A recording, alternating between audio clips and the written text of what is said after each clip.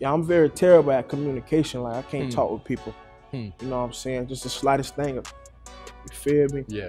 Like, grasp that. Like your situation, like, up. Like, this a PBL, like, punishable by life. Like, your charge, the most we can do to your ass is life sentence. Rod Wave has had a complicated career, and if recent events have anything to say about it, that might be coming to an end. The dude's life in general has been crazy. Nothing really measures up to what really happened recently, though. Rod's found himself in the middle of some legal trouble, and the results could be very serious. He faces a potential 5 years in jail for a third-degree felony. To make matters worse, fans have been really worried about him lately. What's going on here? And is he really quitting music for good? For those who might not be all that familiar with the man, he was born Rodarius Marcell Green, and he spent most of his life in St. Petersburg, Florida. A lot of people might not think of it as a big gangster town, but there's definitely some activity there. Growing up, his dad took care of the family with his street hustles, and Rod was always looked out for. That is until Rod's dad got locked up. This made things hard for Rod and his mom, so he decided he was going to solve the problem the only way he knew how. He clicked up with some friends from the neighborhood and turned to petty crimes to help pay the bills so his moms didn't have to work. Eventually, his crimes escalated. He would rob cars and houses, often skipping school just to make sure he had enough time to put the work in. Rod would follow in his family's footsteps and eventually get picked up for this kind of incidents, ended up in juvie. One of the worst flubs that happened was when he was trying to hit a lick one day. He robbed houses plenty before and things usually went off without a hitch. Somehow though, Rod miscalculated. Turns out that someone was home. The dude tried to wrestle Rod's gun away,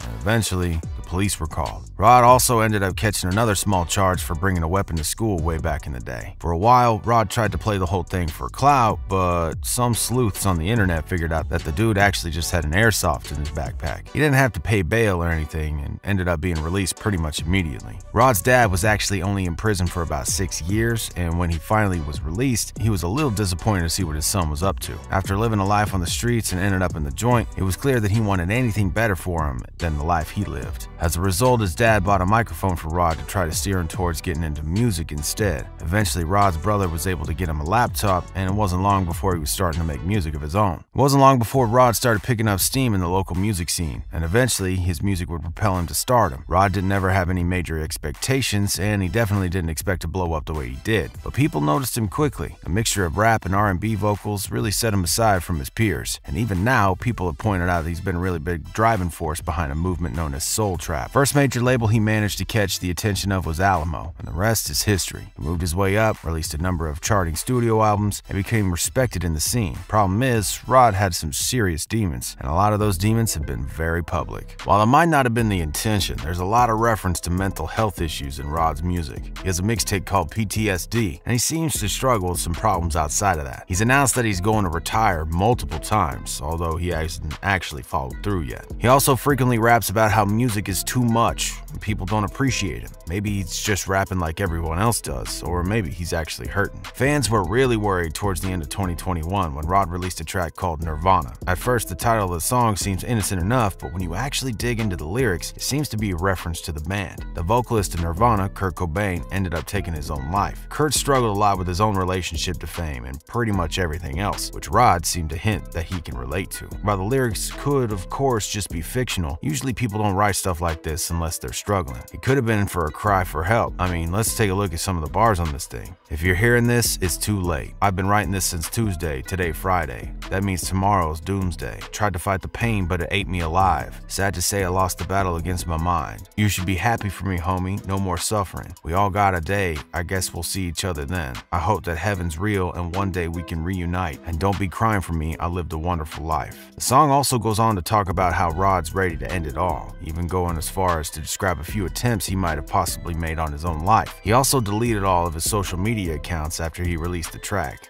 and as you can imagine, his fans were on high alert. That being said, Rod did address the song shortly after it released, claiming that he was fine and the track was more or less just to raise awareness on the issue. Whether or not you actually buy that is up to you, but yeah, a lot of other people took it the exact opposite direction.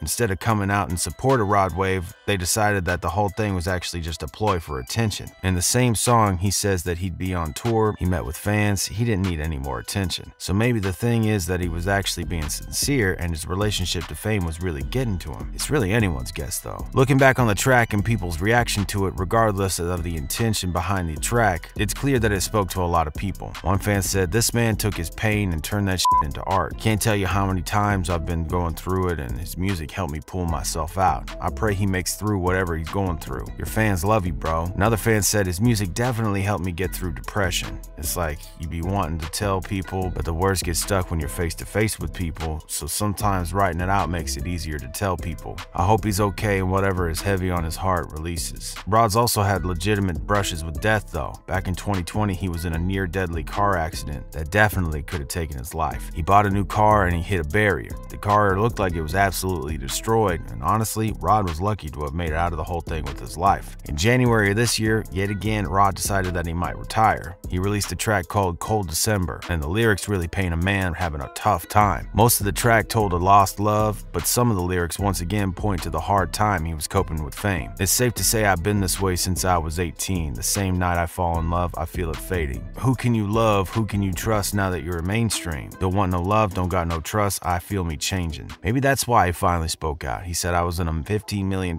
deal contract that I was trying to close on, and they was like, they need that song. And that's the only reason I dropped that shit. But I was never gonna drop that shit if you didn't want to be technical. I'm only here for a little longer, and when I say that, I mean as in Rod Wave. I'm only here for a little minute, man. I done gave y'all straight dope, straight crack. Ain't nobody's fucking with me with that pen. Not really me, man. I'm not no people person. I'm not no center of attention dude. I hate attention, man. I can't get on the internet without seeing my face or name. It's kind of like you sold your soul, bro, because you say that's not you, but for 300K, it'll be me." To make matters worse for Rod, it turns out that he actually had an outstanding warrant and just recently got picked up for it. No real details have been released about who he got into it with or where, but he was in custody of the St. Petersburg Police Department. The crime he got arrested for is a third-degree felony, and with it comes some pretty hefty punishments. He could end up with 5 years in prison, a $5,000 fine, and 5 years of probation. That being said, those are the maximum possible punishments, so he could always end up with less too. Obviously, as the situation unfolds, it's likely that we'll have more information about the arrest, but the fact is, if he put out his potential retirement announcement before he got locked up, this one might just be for good. After his time in jail is up, there's a good chance his career will be over, or maybe not. It's really hard to tell with him. He's been released on bond apparently, but when the trial will actually happen is pretty much anyone's guess. It seems like anytime there's a big trial in the books like this, they always just get pushed back, especially when the one caught up in the waiting game is a famous rapper. However, some fans believe otherwise, saying that he'll be back soon, considering that he's said the same thing about retiring from music several times. Like one person who said, "This is like the 4th time he's retired from music." A bunch of people on Twitter have been reacting to the news about Rod Wave. Some of the fans are screaming "Free Rod Wave," while others couldn't care less. One fan said, "Rod Wave could have at least dropped an album before he went off strangling folks." Another fan pointed out that a lot of people are talking about Rod going after his weight because it's an easy joke, but it's also not cool. They said, "Making jokes and talking down on Rod Wave for being 300+ pounds is not only corny as